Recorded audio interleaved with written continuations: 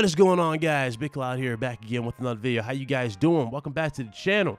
All right, so you know how we get down. It is Tuesday here for this lovely day. It is Tuesday, and I got some PS5 news for you guys, and we're definitely going to get into some deeper details for this system, as well as some games as well that could potentially be on the PS5 day one, and we're also going to break down this price point, courtesy of an industry analyst, by the name of, what's his name? Pelman Smithers. All right, so we're definitely gonna get into this. Now, let's just go ahead and start with the price. I know a lot of you guys are excited. We talked about 8K, we're talking about ray tracing, we're talking about solid-state drives. We know for a fact that courtesy of Mark Cerny, the lead system architect of the PS4 and the PS5, that he basically confirmed that the PS4 will indeed be backwards compatible with PS4 games. It will also have load times that are 19 times faster than the PS4, and he pretty much confirmed that we will be having enhanced titles of PS4 games on the PS5, or games that games probably won't even need a day one patch on PS5 from the PS4. They might just automatically be updated courtesy of, the system. We know for a fact that a lot of the main Sony first-party studios have a boost mode on their games, so maybe that was Sony's key with the boost mode with PS4 Pro, to set the games up for that big upgrade for PS5. Good theory there. But let's go ahead and get into this. So, all right, so he goes on in this article, he talks about the price. Now, he mentions an article that I talked about in a live stream with you guys live on the channel. If you guys want to see that, I'll have it linked at the end or in the description below. In that particular live stream, he talked about the PS5, and basically it was a European, European leaker, I'm sorry. He was supposedly a analyst, or no, not even an analyst. He was an insider, I'm sorry.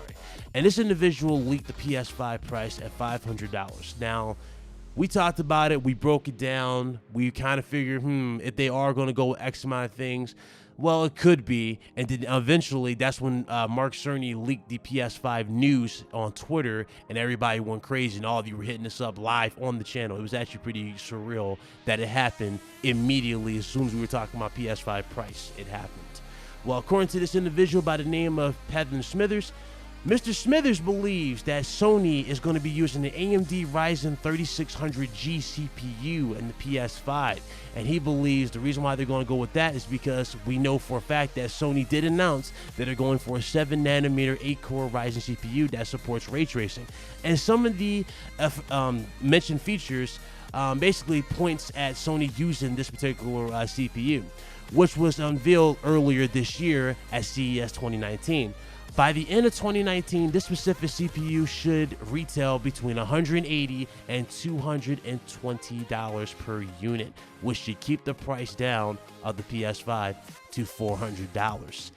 Now, I don't really need to go into detail here, right? If they are going to do this and they can get everything that they're promising the consumer, us, cheaper, this could very well be it. This could very well be their key into giving us a $400 system.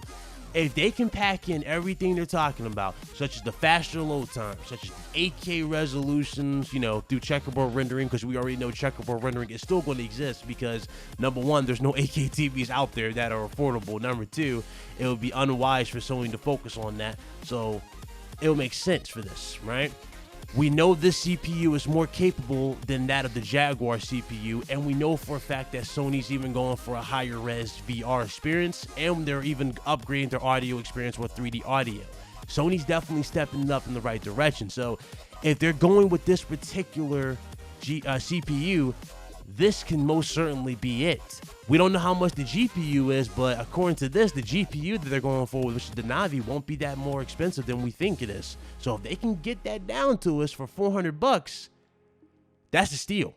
That is most certainly a steal. Now, I did see the rumors going around with for the new Xbox having a more powerful system, but the question remains, is Microsoft going to go to that same route what they did with the Xbox One X? Remember, Xbox One X is more capable than the PS4 Pro, but it comes at a price. It comes at a cost of being more expensive for you in the long run, Are they going to go with that same formula? Can they even afford to go with that same formula? Are they really going to have are the two units they're coming out with going to be that big of a difference in terms of price point? That's another thing you got to take into account. But we shall see as time goes on. But this is what they had to say about that. And to tell you the truth, that is some groundbreaking news right there. If they can get it back to $400, I don't even need to say any much. You guys are sold immediately. You know, $500, half a grand is a turned off for a lot of people. Even though it's okay for a lot of you guys might be turned off from that. And hey, you know, it is what it is at the end of the day. As far as games for the PlayStation 5, now PS5, again, we know for a fact that Sony is working on PS5 titles. But who's to say that certain titles that we're seeing on PS4 might not actually be PS5 titles day one? According to this quote right here, let's get into it. This is what they had to say. Naturally, Sony aren't talking about any specific games for the PS5 yet, particularly from its own first-party studios. Although Death Stranding has been suggested that the game might be crossplay for the PS4 and PS5. Bethesda have also announced that they are working on 2 games for next generation. One that will be a sci-fi RPG, which is Starfield and Fantasy Epic, and The Elder Scrolls 6. Rumors around are that CD's Project Red Cyberpunk is also going to be a PlayStation 5 game as well. Again, that's a lot of the rumors, a lot of the speculation, a lot of these leaks are kind of making sense now. Remember, we know this is what we know about Death Stranding, because I covered Death Stranding extensively on this channel. I covered a lot of it. We know for a fact that production is pretty much done. We know for a fact that the Japanese dub the last thing we heard was Japanese dub being done on the game, even though we know for a fact everything else was done, such as the voiceover, the mocapping, all that. But they were doing the dub in Japanese for the, basically for China and Japan. They were doing all the dubs for that. We don't know, we haven't heard much else from that since then, you know? So that's true, especially with all the leaks going around that game could very well come out, you know, in 2019, which, again, we still haven't heard much from Death Stranding. Who knows? It could very well be a PS5 game. PS5 is rumored to be 2020, coming out in 2020. If it's coming out in 2020 and we don't see Death Stranding in 2019, that confirms Death Stranding is a PS5 game for sure. For sure.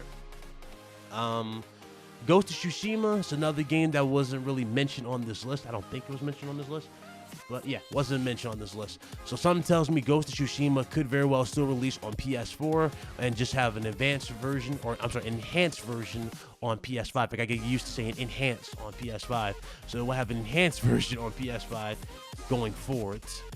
What else is there to talk about for PS5?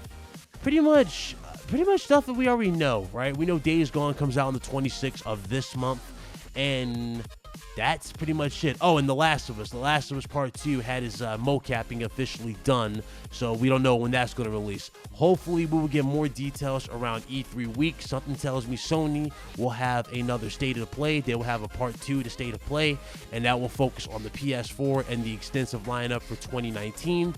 And then we'll go into 2020 where we get the actual PS5, release and whatnot.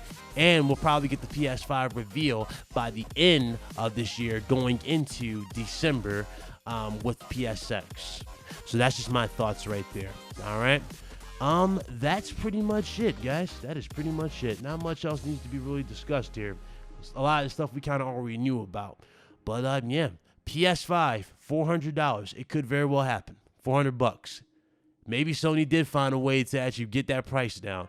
What you guys think? You think Sony's going to go that route, go for that sweet $400? Or you think they're going to go a little higher just to make sure that the system is sustained a little bit more in the market to prolong it? Me personally, we already know. Especially with the PS4, right? We know that mid-gen refreshes are going to continue. We talked about this on the Gamer Couch podcast with Fox Games UK and Matt. Shout out to those guys. We talked about it, though. We know for a fact that mid-gen refreshes are still going to exist. If we're going to have mid-gen refreshes, this could be Sony's chance to automatically enter the market cheaper, right? While also, offering a great system with amazing first party. And then during the middle of the generation, when they want to improve certain things, let's say the system has a few flaws. Let's say certain games, even though they look amazing, right? Let's say performance might come into question again. They can have the pro version, which will fix that. Just saying. You know, just saying. We haven't seen the official benchmarks for PS5, so I'm waiting for PS5's benchmarks. Obviously, all the details. We will find those out in the coming weeks and months. But until then, ladies and gentlemen, this is Big Cloud Gaming, and that has been the end of this video. Hopefully you guys enjoy. Do me a huge favor, hit that like button if you guys enjoyed the news, and let me know what you guys think. Leave a comment. You know what I'm saying? Voice your opinion. Let me know what you guys think on the situation. All right? For those of you that are new, hit that subscribe button. We're getting close to 5,000 subscribers on this channel, ladies and gentlemen. I want to say thank you guys so much for everything you guys have done. You guys are amazing. Thank you guys so very, very much. All the support has been overwhelming. You guys are great. Thank you guys so very, very much. And I will see you guys on my next video. Y'all be blessed. Y'all be easy. Big Cloud Gaming, signing out.